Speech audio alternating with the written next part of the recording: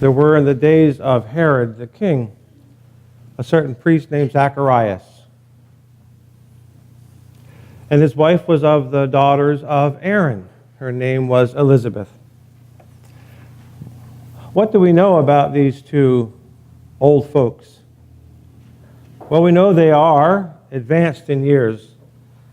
It doesn't say they were ancient or decrepit. It just says that they were beyond childbearing years, and that up to that point in their marriage, Elizabeth had not had children. And now she was past that age. Is that middle age? What age is that? It's not so important for us to focus on, well, was she 45? Was she 75? When we think about miraculous births in the Word, we often go back and think about Sarai, who was in her 90s. Miraculous birth. Isaac being born. There are other miraculous births. Even a miraculous birth than an older woman, an ancient woman, having a baby is a young girl, teenage or young 20s, something, having a baby with no father from earth. That's even more miraculous. The births in the Word that are miraculous are to remind us that the Lord can take us and make us fertile ground in ways that are never heard of, like a fatherless child, Jesus being born of the Holy Spirit. And in ways like, I kind of gave up on doing that. I kind of gave up on the Lord working with me on that one. I think the moment has passed. Zacharias, as a priest serving in the temple, walking, it says, before God, blameless. Walking in all the commandments and judgments of the Lord, blameless. They had no child because Elizabeth was barren, and both were advanced in their days. There is a spirit within the New Testament, the spirit of the Lord's descent, the spirit of the Lord coming on earth, the Spirit of the Lord being born within us. Throughout the Old Testament, there is a hope of the coming of the Lord. And we're told in the teachings of the Third Testament of the New Church that it was in that hope, that longing, that desire for the birth of the Lord that the people of those ancient times, from the time of the fall of the most ancient church, that hope that it will happen, the Lord will come, the Lord will save us. That through the years, that hope with the angels and being able to be brought into the word of the Lord written out on earth, that hope kept a connection between heaven and earth until the time when the Lord did come. Don't quit before the miracle happens.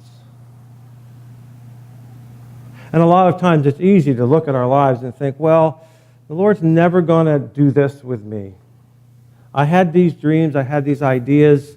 I hope spiritually that I would what?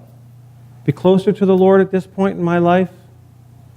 That I would know the Lord's word better, that when I'm in temptation, an idea from the word or a passage would just come to me after all these years of studying.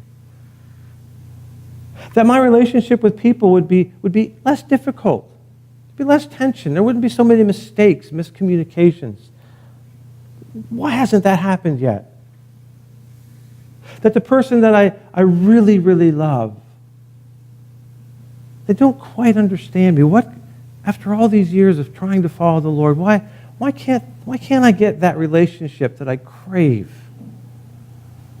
All these are ideas that have something to do with barrenness, the lack of fruition of something coming to pass in our lives, a lack of the birth of something that we had longed for, that we hoped for, that we planned and worked for. The spirit of the Old Testament is that sense that it's going to come, it's going to happen at any point, sometime. From Genesis 3:15, when it talks about the head of the woman crushing the head of the serpent, the heel of the woman crushing the head of the serpent. the seed of the woman. There's a longing based in that passage, that first prophecy, that continues through until the very end passage of the Old Testament that was read this morning as a lesson. The coming of the Lord, the spirit of Elijah, the great and awesome day of the Lord. It's coming. 400 more years, and Jesus was born. 400 years, like the wandering years of the children of Israel. When are we going to get there? Are we there yet? When's it going to happen? 400 years, children of Israel, slaves, and then wandering in the wilderness for 40 years, another state of temptation. Elizabeth, Zacharias, they longed to have a child, but were barren. It doesn't go into much more about their longing, except your prayer has been heard, Zacharias. Your wife Elizabeth will have a child.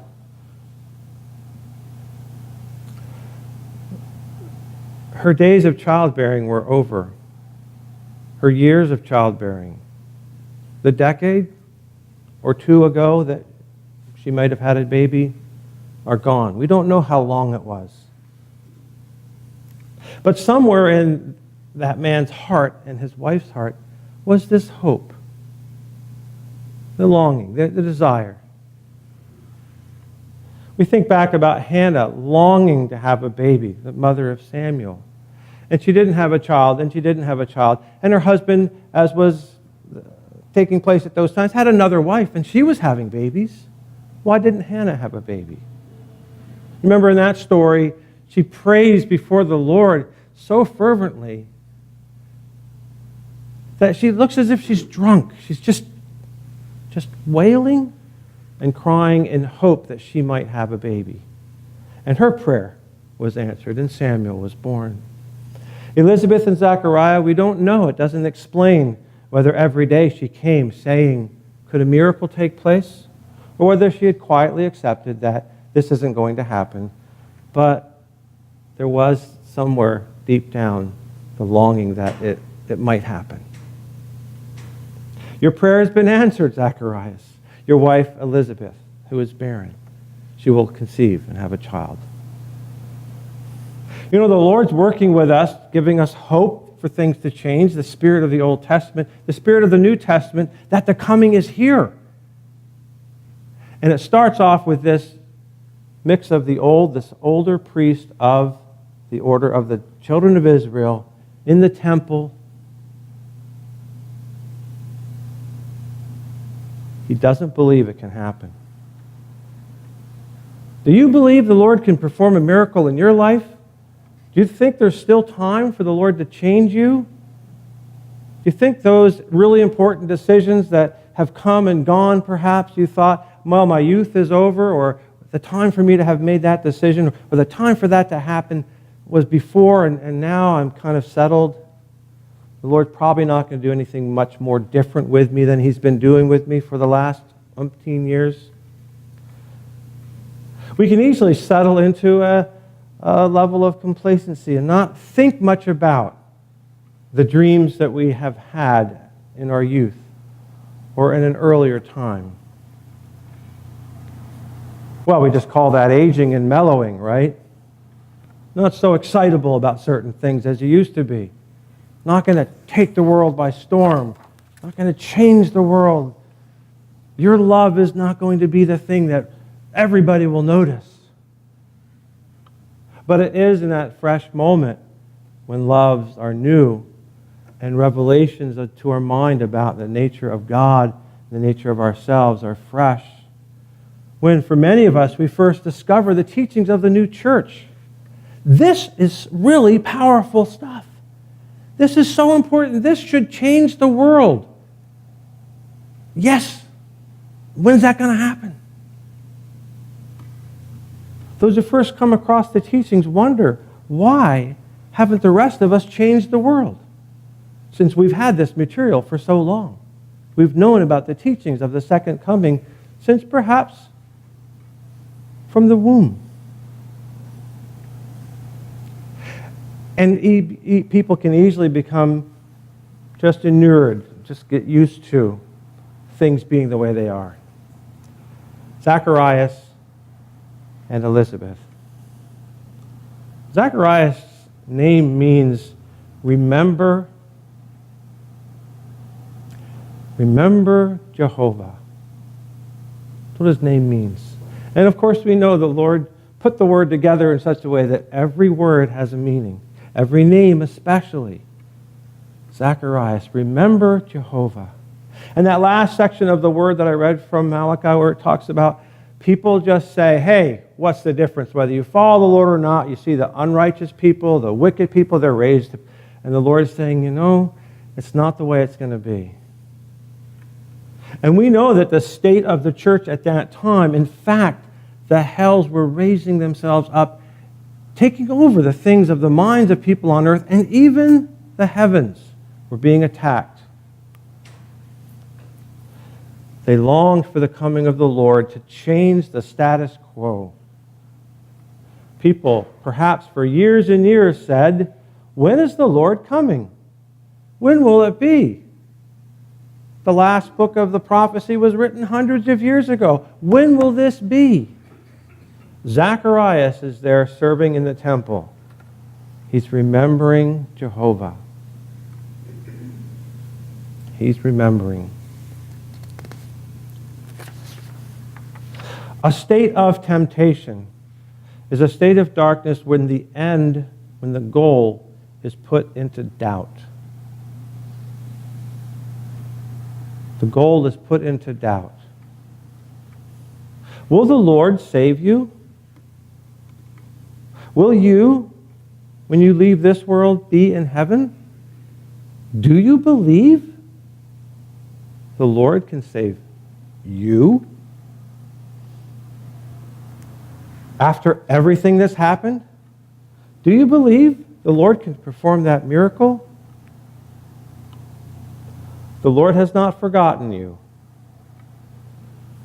And all the things that you did that were wrong, the Lord sees them, but He's looking at the things that you've done that are right. Yes, the Lord can save you. Of course. What an absurd question. But our temptations are when we have those conclusions brought into doubt. And of course, we should never take for granted our salvation. But we should know and be connected with the fact that we have a covenant. We have a covenant with the Lord. And the Lord is saying, I will perform these miracles for you. You must do your part. The lesson from the Divine Providence talks about there are these internal evils going on and these external evils going on. And the Lord can only operate within us if we open up. We change the external evils and allow the Lord to work on the internal evils. We have to do our part. Otherwise, our spirit will never bear fruit. We have a covenant, we have a relationship with the Lord that says, I can save you. Zacharias remembered that covenant. All of the fruitfulness from which the New Testament develops, the birth of the Lord, is the Lord saying, I have remembered now.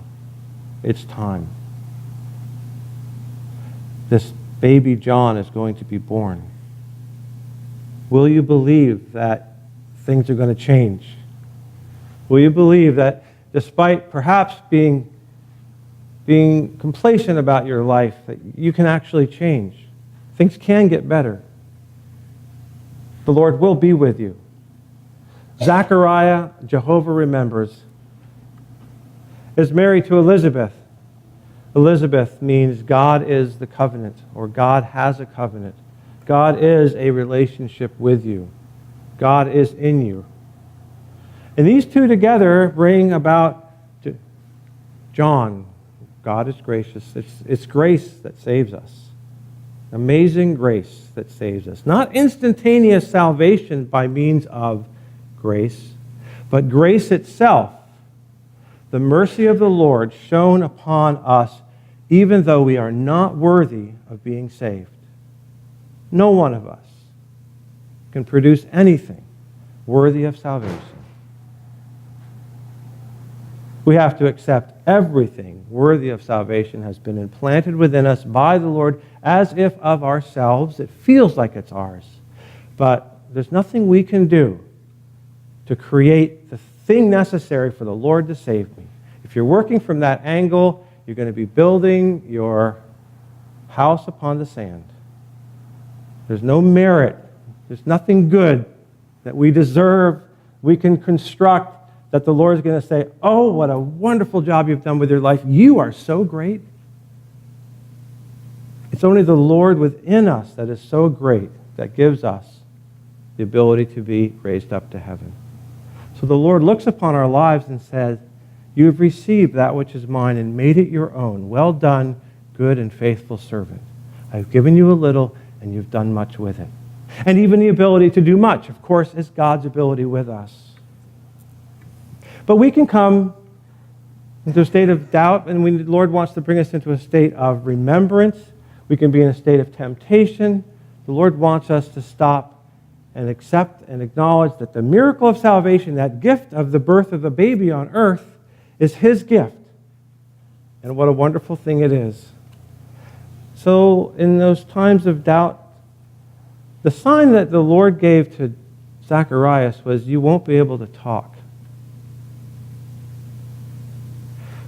Speaking has to do with obedience. And we're already told that Zacharias was a person that was blameless in his obedience to the Lord. He was already following the Lord, and Elizabeth with him. So he heard, he listened, but there was something about his inability to actually continue to communicate when the answer is given, you are going to receive a child. This is going to be a wonderful thing. He doubts. Now, of all the punishments that you read about in the Old and New Testament, this is not such a horrible punishment, is it?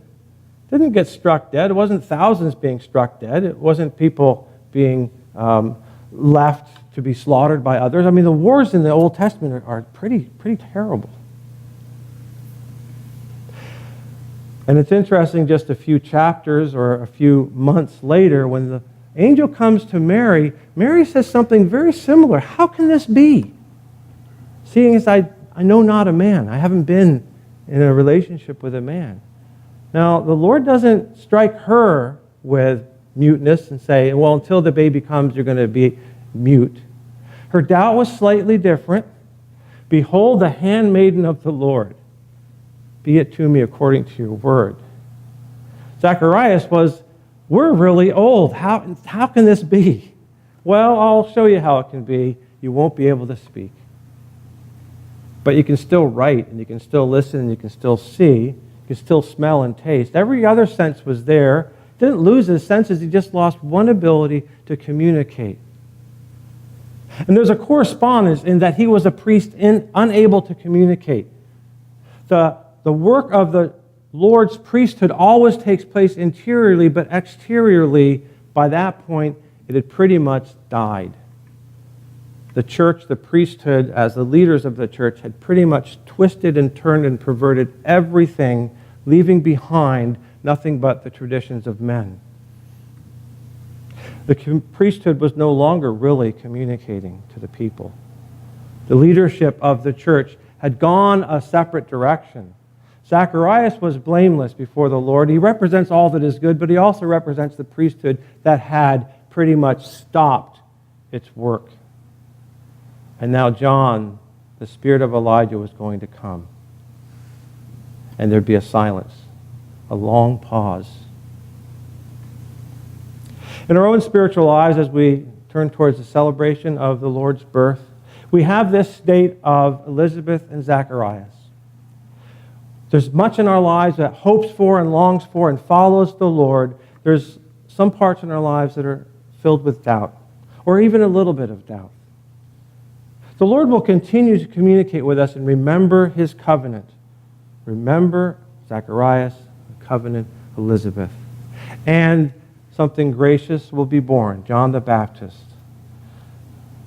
Externally, John the Baptist is not a picture of grace whatsoever. He's a rough-hewn man, and he speaks with a harsh, straightforward, stop being with that woman. She belongs to your brother, which cost him his head. He was a harsh man. He stood for the external sense of the word, which sometimes doesn't seem gracious. But interiorly, it's the answer of the Lord to us. The longed-for hope that Jehovah would come, the spirit of the Old Testament, comes up to this moment in the beginning of the New Testament. And there is, as it were, silence in heaven and silence on earth.